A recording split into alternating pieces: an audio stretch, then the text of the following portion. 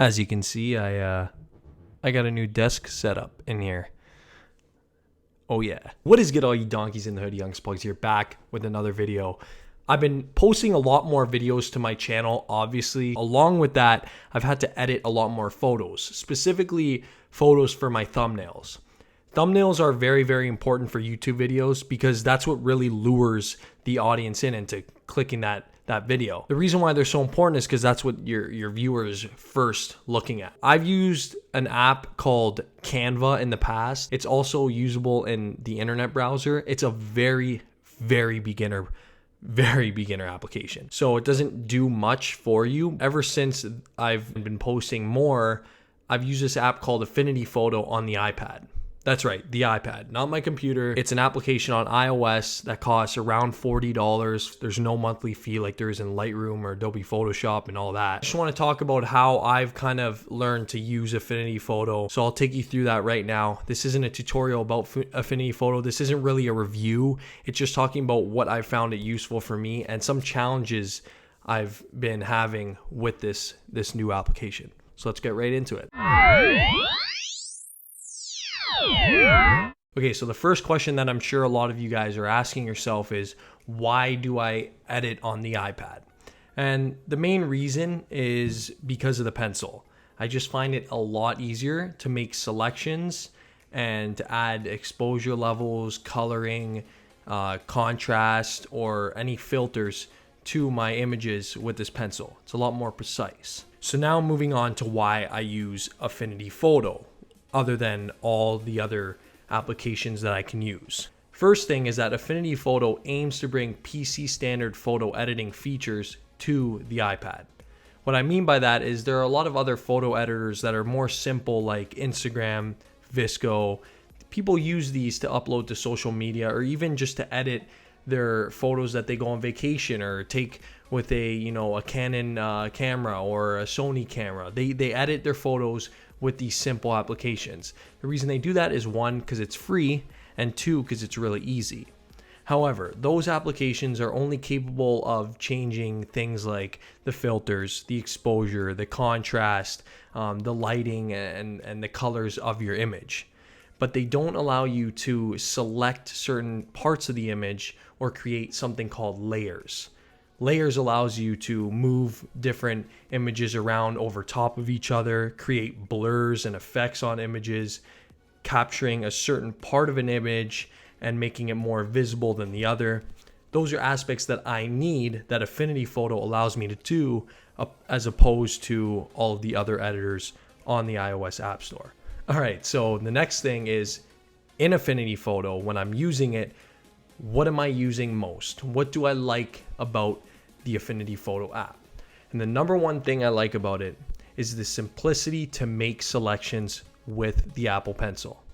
You literally click on the Smart Selection tool and you can zoom in and out and capture certain parts of the image that you want to select. It's a lot easier than using a mouse, in my opinion, and it's just more precise. That's why I love using this iPad. The reason why I use this selection tool is because if you've seen the past 4 or 5 of my videos, each of those thumbnails I've used blur. And blurs allow me to kind of grab the audience's eye on the thing that I feel is most important about the photo. So for instance, in the last thumbnail that I made, I blurred out the background and focused in on my face. The reason why I focus in on my face is because my reaction is what kind of tells how this video is going to go. I'm kind of surprised. I am like shocked in a way. So that shows that the video is going to be more funny and joking around kind of thing. So I focus it on the part of my photo that I want the audience to grasp and get an idea of what this video is going to be about. So that's why I really, really value the selection tool, using the pencil to do so. The other thing I like to do is color certain parts of my thumbnail or create borders around images or text in my thumbnail. And I can do that simply by selecting the part of the photo that I want to change the color of and doing it like so. So this editor also has many capabilities with different filters, exposure levels, contrast, all the same things that the other applications do. The only thing that's hard about this editor that I really find frustrating is that there is a lot going on. There's a ton going on, and that is where my inexperience comes into play. So it's not so much that it's the problem with the app, but this is the problem with, you know, my experience with photo editing and my ability to do so and edit thumbnails, is that I don't know the full capabilities of this thing. I haven't been able to really grasp what it can do. So I find it a little bit confusing how there's so many different tools and I'm not really quite sure how to use them.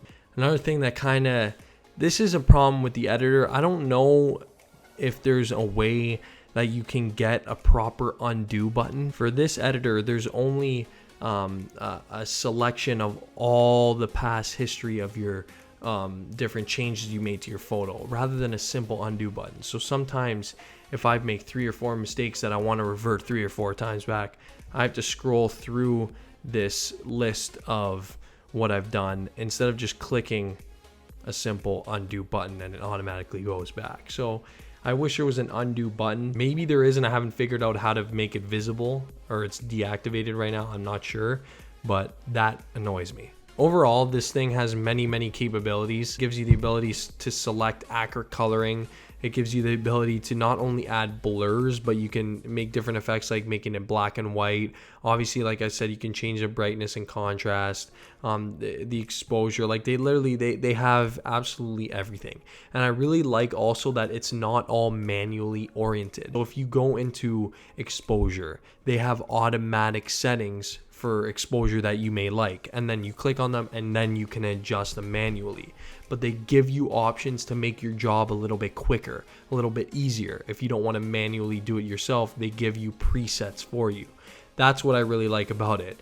I like the blurs a lot because there's a lot of different types of blurs and you can change the level of blur that you want very simply with the scroll of your Apple Pencil. Another big thing, text. You can add text over the images. That I do quite frequently. As you can see, like there's often a lot of text. The last thumbnail that I had on Call of Duty Warzone, that was all text. So really they actually have a lot of selection tools that you can use like a PC editor does, but I only use the free or the smart selection tool. And I use the smart selection tool just because with this Apple Pencil, it's really easy to do so. So that basically concludes what I've kind of used this Affinity Photo for and how I've made it useful for me. Although there are a lot of areas where I want to improve on my ability to make thumbnails. A lot of thumbnails come from up here in your brain, thinking about good ideas and ways that you can attract the audience. So the editor just allows you to go through with your ideas and put your ideas together. However, it's about thinking about ideas to make your thumbnails attractive. As much as this editor has helped me, at the end of the day, I still have a lot of improving to do. In brainstorming, but also figuring out how to use all the things in this editor. And it has nothing to do with me, it's more my experience. So I hope you guys enjoyed this little video. If you're wondering how I make my thumbnails, that's it right there.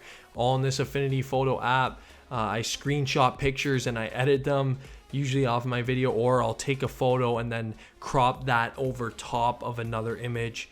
You know, so I make all those changes in Affinity Photo. But that's it for today's video, guys. I really hope you enjoyed this, and I hope you enjoyed the new setup, my new desk. It's a whole new room now, new vibe, and I'll catch you guys in the next one. Shmaya later.